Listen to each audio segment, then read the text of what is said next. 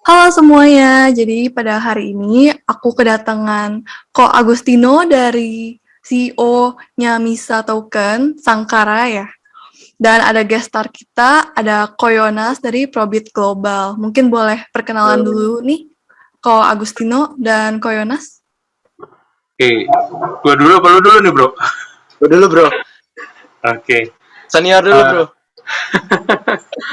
Halo semua, saya Agustino, saya CEO-nya Sangkara Misa dari PT Mitra Sangkara Abadi.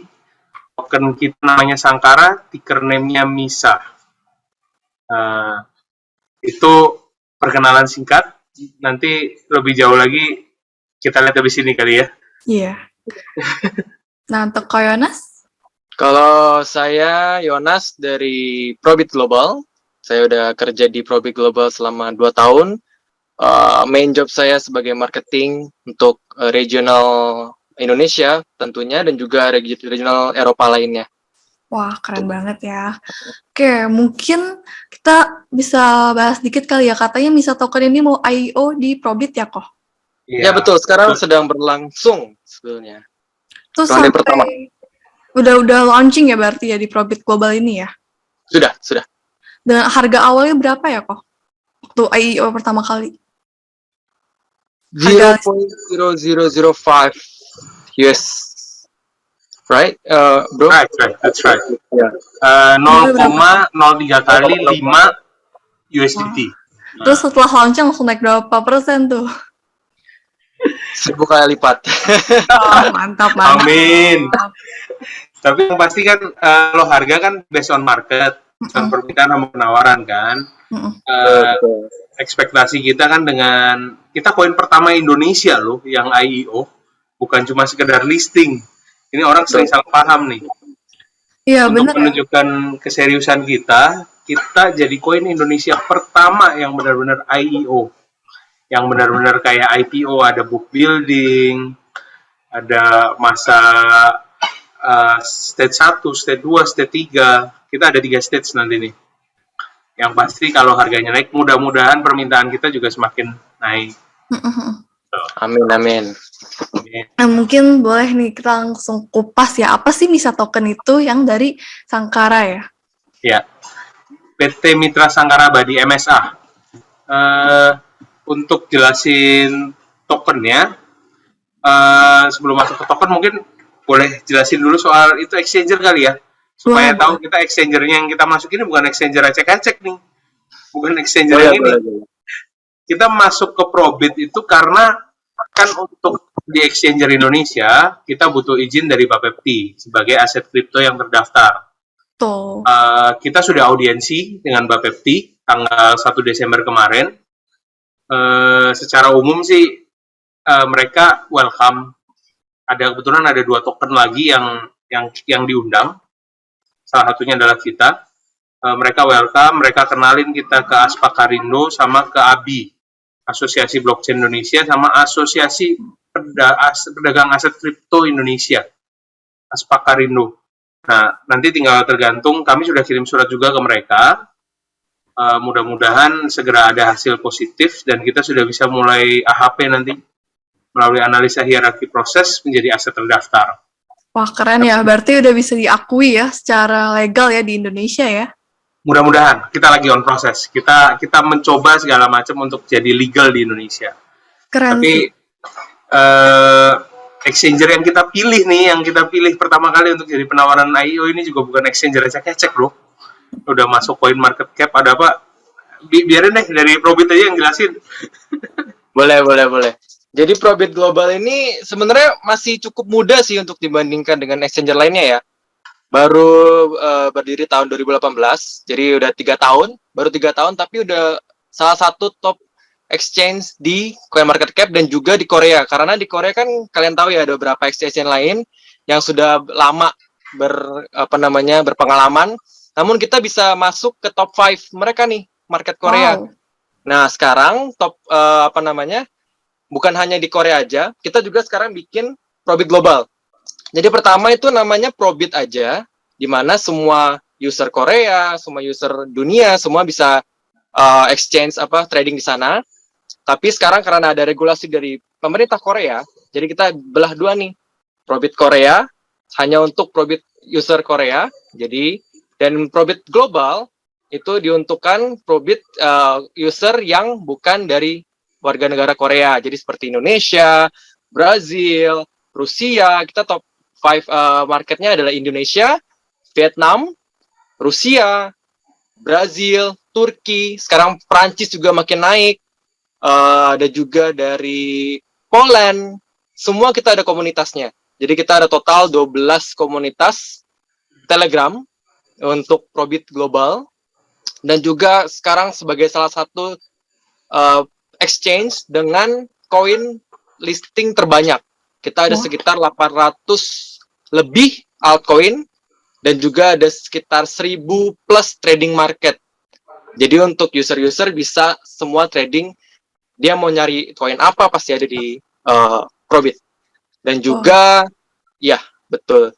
Dan juga kita juga sering mengadakan event-event besar seperti kayak ada kemarin terakhir BTC pas lagi naik-naiknya nih, kita kasih diskon 50% untuk semua user. Dan ship token juga, mungkin ada yang ship army juga. Kemarin kita barusan sebulan yang lalu 50% untuk para user kita. Itu salah satu contoh event-event yang kita berikan untuk user biar user selalu trading di tempat kita gitu. Wah, Diskon jadi 50% dari harga market tuh. Harga market, betul. kalau trading di Probit tuh enaknya banyak event-eventnya juga ya. Banyak event, jadi nggak cuma event secara global, cuman secara regional juga kita bikin event sendiri. Jadi kan kalau misalkan kalau exchange lain, dia bikin event untuk seluruh global nih, usernya semua sama rata. Kalau kita bikin event, ada juga event secara regional seperti buat market Indonesia, buat market Vietnam, kita bikin event sendiri. Jadi setiap usernya tuh bisa kita, istilahnya kita berikan kepuasan tersendiri seperti itu. Iya, keren banget sih. Soalnya kan akhir-akhir ini emang booming banget ya, banyak project token, tapi rata-rata Betul. tuh munculnya di decentralized exchange yang gampang banget listingnya. Ya, betul. Kredensialnya kayak kredibilitasnya tuh lebih rendah ya daripada langsung masuk ke exchange yang centralized gitu ya, yang udah ada nama gitu kan. Jadi orang tuh lebih trust, ada lebih percaya ke projectnya juga karena keseriusannya jelas. Kadang-kadang ya kalau misalnya project di decentralized exchange banyak juga tuh yang rakpul ya. Iya, betul. Dan di Probit setiap project yang listing dan juga IO kita lakukan due diligence. Dan juga seperti token Misa token nih dari Bro Agustino, kita lakukan due diligence dulu. Kalau emang sesuai dengan apa namanya kita dengan market kita, ya kita listing, kita lakukan IO. Kalau enggak ya kita bilang kita cut dari projectnya. Jadi kita nggak semua project kita ambil, kita harus namanya cek setelah cermat seperti dahulu apa bisnisnya. Kita juga ada bikin apa namanya minta mereka untuk know your business, kita minta mereka untuk apa namanya license-nya segala macam secara komplit. Kalau nggak komplit kita nggak bakal bisa untuk melakukan IO dan listing seperti itu. Oh mantap ya, berarti emang ada tahap seleksinya dulu ya, nggak sembarang project ya yang bisa masuk ya. Betul. Oke deh, yuk kita Bahkan mungkin nih, boleh. tambahan dari saya, kita tidak akan masuk ke DEX. Kita hanya akan listing di CEX. Karena untuk memastikan bahwa permintaan dan penawaran koin kita adalah permintaan dan penawaran yang real dari market. Gitu.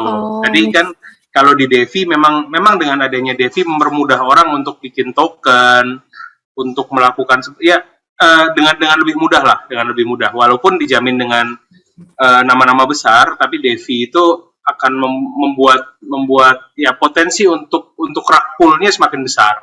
Ya, cuman kan Devi ini kan baru 2020 ya, Bro. 2020 ya, bulan November ya, lah. Lagi boomingnya baru 2020. Ya, 2020 dia booming.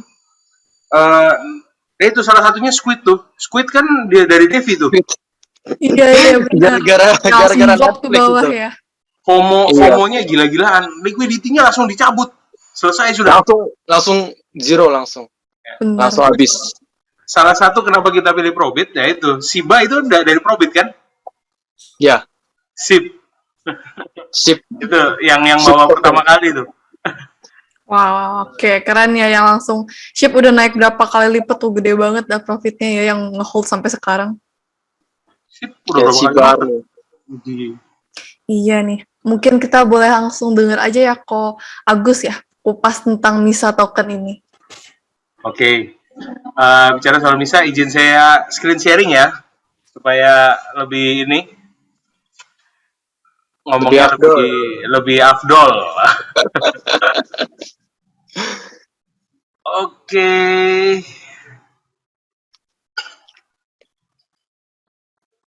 Oke, ini kita pakai semboyan itu leading in tokenization and NFT process. Kita running di jaringan BEP20 di Binance Smart Chain. Kita ada kerjasama dengan APD.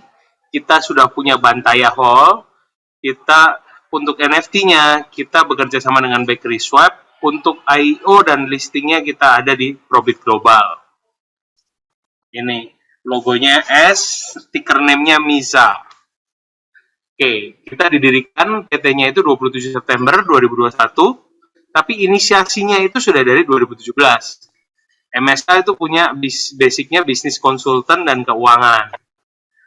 Nah, MSA menjadi perusahaan token digital, sekaligus kita tuh mau nawarin supaya kalau ada community mau bikin token, atau ada usaha mau bikin token, makanya kita bilang kita mau melakukan tokenisasi.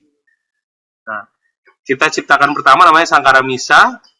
Uniknya, kita bilang bahwa kita itu berbasis pada kepemilikan aset tetap sebagai underlying-nya. Maksudnya sebagai underlying-nya apa? Nanti ada di bagian bawah, kemana kita akan investasikan dana yang dari penjualan token. Artinya, kalau sekarang ini token-token yang ada, asetnya adalah aset-aset digital. Kebanyakan adalah semuanya menjual yang namanya metaverse, menjual yang namanya community. Nah, kita akan rubah polanya. Artinya kan komunitas segala macam ini harganya kita nggak bisa sepakati gitu. Kalau sewaktu-waktu itu bubar, maka akan tersisa adalah paper company. Kalau ada company-nya. Sialnya kalau koin-koin komunitas itu kan nggak ada company-nya, jadi tidak ada satu orang pun yang bertanggung jawab. Even foundernya siapapun tidak ketahuan gitu loh. Timnya nggak tahu siapa gitu ya. Betul. Nah, kayak sampai hari ini kalau kita tanya Squid siapa ini timnya, terus atau kita bicara koin-koin asli Indonesia yang lain-lain yang kita siapa sih timnya, itu pada nggak berani muncul. Banyak anonimus ya. Anonimus alasan. Nah, jadi yang anonimus ini kita kan agak-agak sedikit, nah kita rubah karena basicnya saya adalah orang bank dan saham. Jadi kalau token ini menjadi sama seperti saham, maka harus pertama legal entity. Legal entity itu suatu keharusan. Penting banget. Kantornya ada di mana, kontaknya siapa, orangnya bagaimana. Nah, nama kita muncul semua loh di light paper. Artinya lu ada apa-apa, kita mau rakul segala macam, artinya keluarga kita dipertaruhkan dan kredibilitas kita dipertaruhkan di situ loh. Gitu. Benar-benar. Makanya biasa yang aku suka itu project yang emang timnya udah keluar, karena semakin lihat kalau ini tuh serius, bukan project abal-abal gitu. Dan kita banyak melawan, artinya kita head to head bukan sama perusahaan-perusahaan kecil. Kita memang startup, tapi kita head to headnya sama big capital, sama perusahaan-perusahaan besar. Memang rata-rata yang sudah membuat koin dengan perusahaan dengan ini pasti perusahaan-perusahaan yang memang mereka sudah matang secara capital. Tapi kita walaupun founder-founder kita nggak punya capital cash atau nggak punya capital yang besar sekali, kita berusaha semaksimal mungkin untuk jadi perusahaan yang proper. Artinya aset-aset dari kita pribadi kita taruh di sini untuk awal sebagai underlying. Itulah alasannya. Wow. Oke, inilah legalitasnya. Kantor kita ada di Tanah Abang, di Boulevard Office Tower, lantai 6. Suite B1, B2, nomor teleponnya juga bisa dihubungin. Direkturnya saya, komisarisnya, ini baru rubah kemarin, komisarisnya namanya Muhammad Sabto Yuniarto. Itu sekaligus karena dia memiliki pengalaman di bidang perkebunan ya. Sabdo ini memiliki pengalaman di bidang perkebunan. Jadi kita pakai dia karena kita bisnis konvensional kita adalah perkebunan nanti. Nah ini. Visi kita membuat market kripto yang stabil, yang membuat siapapun bisa dapat memiliki aset digital dengan aman. Maksudnya apa? Maksudnya sekarang pemain kripto ini rata-rata mereka bukan investor tapi lebih ke arah spekulan. Spekulan artinya usianya mungkin usia 20 sampai 40 mungkin. Ya kan? Tapi begitu orang tua kita atau kakek kita ditawarin, mau nggak invest koin SIP misalnya? Mau nggak invest Bitcoin? Pertanyaan mereka, apa itu? Siapa itu? Maksudnya gimana? Ya kan? Tapi kita menjelaskannya dengan berbusa-busa bahwa ini koin bisa ditambang lah, ini koin ada komunitasnya, ini koin ini. Saya yakin usia di atas 40 tahun lebih agak berat untuk masuk ke sini. Nah, itu yang membuat kita mau rubah Mindsetnya ya. mindsetnya kita rubah. Kita adalah pionir di situ. Artinya apa? Kita akan bilang ke mereka, oh, token ini punya PT Mitra Sangkara Abadi. Token ini adalah token Sangkara. Token Sangkara bisnisnya adalah perkebunan yang konvensional. Token Sangkara bisnis digitalnya adalah membuat NFT, membuat konser hall online, dan seterusnya. Jadi lebih jelas ya. Nah, itu dia. Terus, ini tahap kita pertama ya. Kita akan terbitin laporan keuangan kita nanti di bulan Maret yang pertama kali untuk tahun 2021. Karena kita baru berdiri 2021 kan. Jadi, kita akan tawarin ke orang tua kita atau ke orang-orang yang lebih ini, kita akan ngomong, lihat laporan keuangannya seperti apa. Siapa orang-orang di belakangnya. Nah, itu maksudnya stabil dan semua bisa mengerti dengan mudah apa itu token Sangkara. Itu poinnya. Semua jelas nyata gitu ya. Betul sekali. Ya. Nah, misi kita membuat exchanger kripto yang terpercaya, membuat transaksi kripto yang lebih mudah dan lebih aman.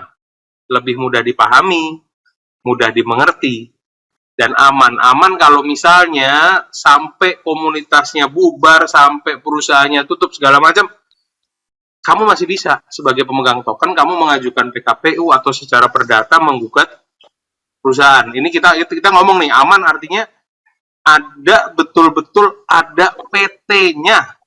Ada pertanggungjawabannya gitulah ya. That's Soalnya dari pihak MISA sendiri emang udah membikinnya legal kan ya di Indonesia pun. Jadi emang dijamin secara hukum juga ya di Indonesia ya. kita untuk sebagai aset kripto didagangkan di Indonesia memang butuh sedikit waktu. Mudah-mudahan kami segera mendapat tanda terdaftar dari mendapat lampu hijau lah dari Bapepti dan dari asosiasi. Kita akan lewati prosesnya dengan benar gitu loh. Nah, ini satu lagi yang misi ketiga masuk market kripto menunggangi stable token asli Indonesia. Stable tokennya apa? BIDR kan? BIDR itu diakui atau enggak kan gitu kan? Sekarang semuanya USDT, apa-apa USDT, apa-apa BUSD. Ya, coba kita bisa bayangin nggak sih? Kita bisa membanggakan sendiri rupiah kita, ya kan? Jadi mimpinya adalah token Sangkara hanya bisa dibeli pakai BIDR, bukan pakai USDT. Kalau misalnya begitu, kita akan bilang sama Probit, kamu harus punya BIDR. Kalau enggak, gue cabut nih. Ya kan? Iya dong. Artinya Bisa. Artinya saat token kita itu sudah ini, ya kan? Itu nomor 5 tuh, membawa stable token asli Indonesia ke internasional.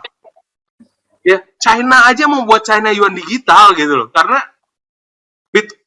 peredaran yang namanya blockchain ini, kripto ini, saya nggak bilang currency ya, saya bilang token, saya bilang kripto. Karena kenapa ini adalah aset digital, itu harusnya memang sudah waktunya pemerintah menyadari teknologi yang ditemukan tahun 2011 oleh siapapun kita nggak tahu, cuma kita tahu namanya Satoshi, ya kan, gitu kan. Yeah. Tapi who is Satoshi?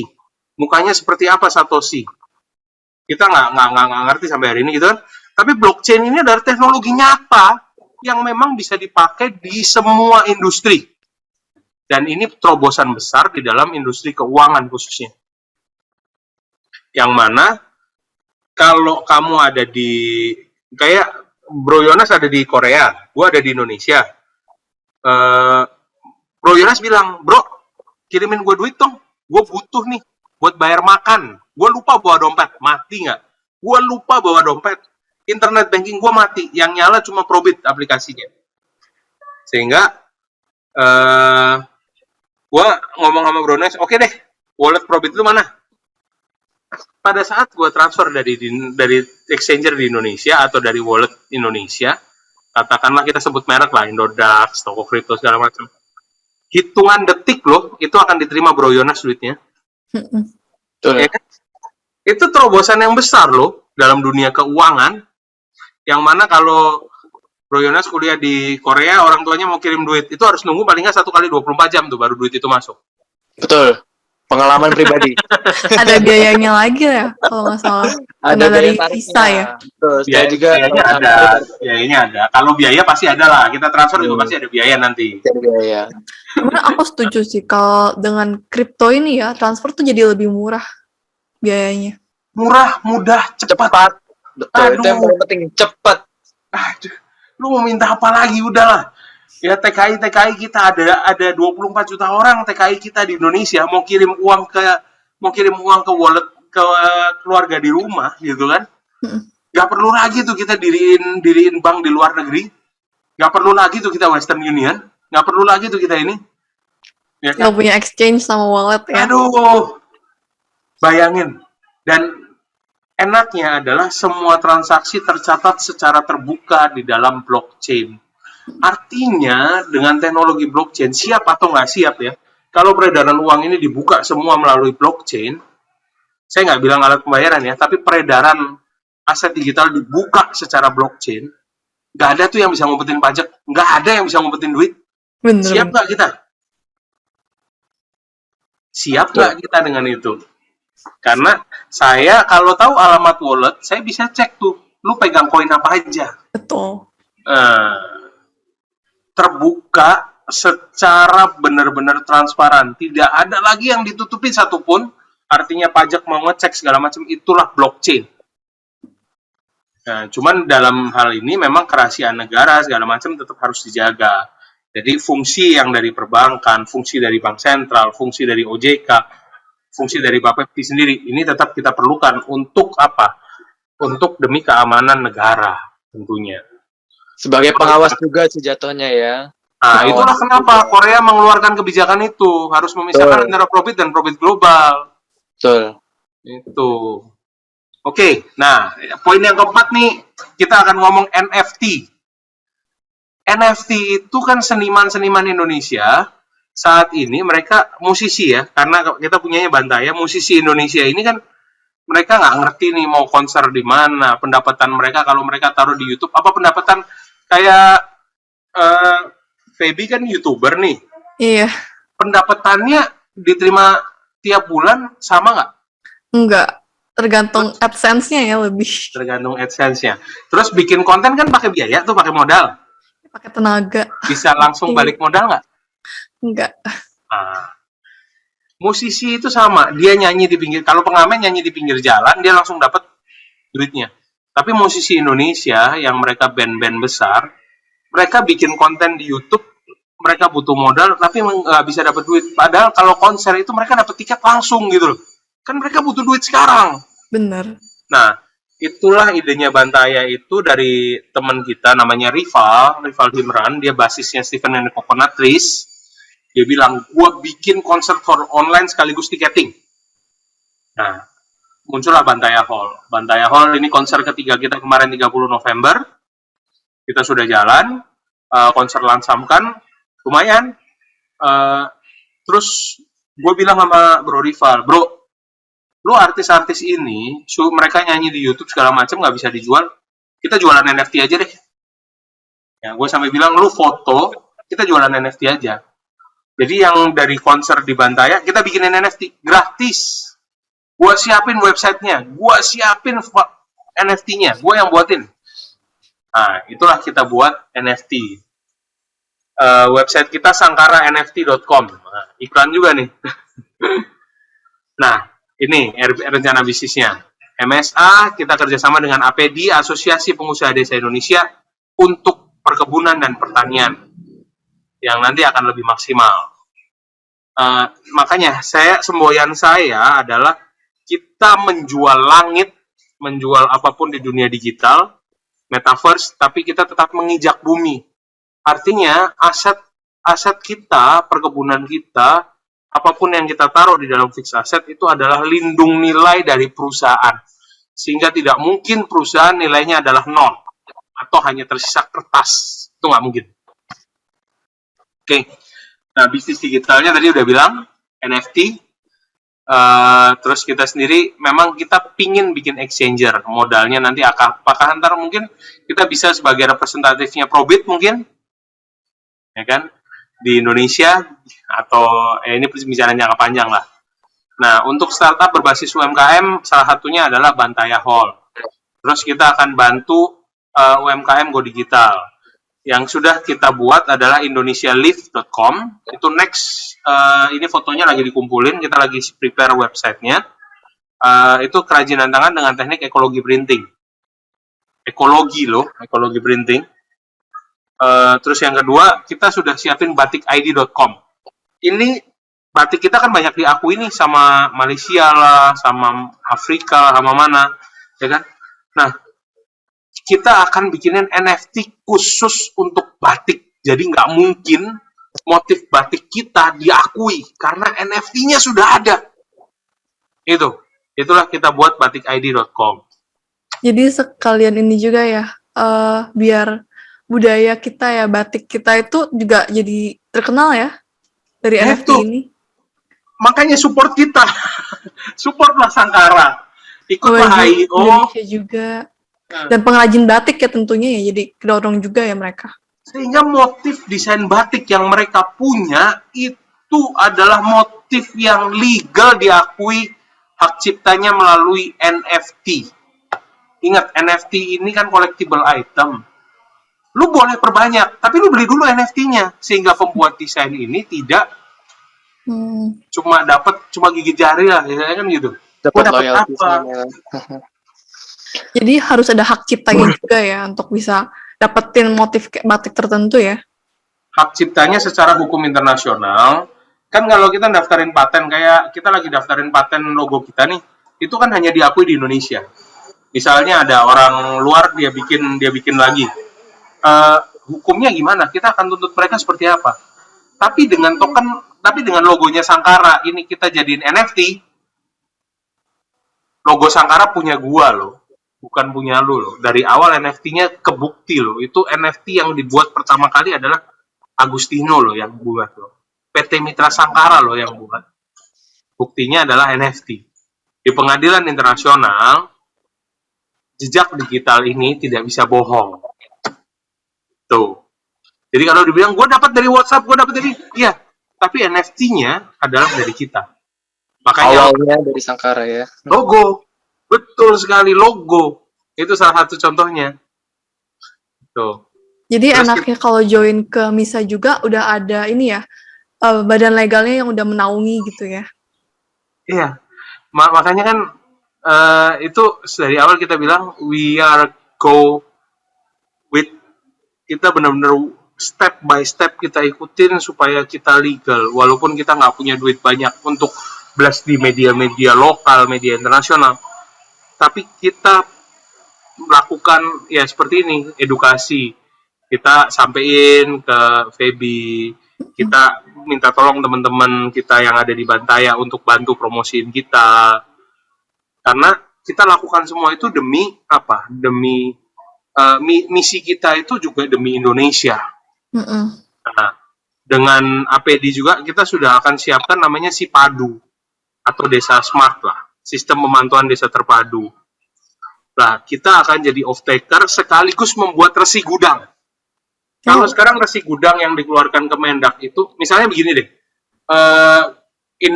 saya lahir di Tegal nih. Tegal itu dekat sama Brebes.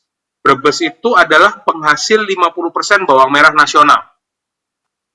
Tapi pada saat Brebes itu panen raya bawang, harganya jatuh. Padahal bawang itu disimpan bisa. Nah, makanya Kemendak mengeluarkan namanya resi gudang. Resi gudang artinya begini, kan semua orang tidak tahu gudang di tempat saya ini di Brebes ada sisa berapa ton sisa bawangnya. Nah, dengan adanya Sipadu, nanti kita akan tahu di desa A ada stok bawang 10 ton. Di desa B ada stok bawang 5 ton. Jadi misalnya Feby ada di Jakarta, lagi cari bawang merah. Nah, tinggal buka tuh si Padu dibuka, lihat yang ada stok bawang di mana. Oh, di Brebes nih ada di desa A, ada nih bawang ada, saya butuh 5 ton. Langsung klik, langsung bayar. Langsung bayar. Si Padu ini berarti lagi development ya aplikasinya. Kita development sama APD. APD sudah mulai dulu. Nah, gue bilang, pembayarannya bagaimana? Utility-nya bagaimana? Utility-nya nanti rencana sebagai jaminan ya, jaminan pembayaran, bukan alat pembayaran.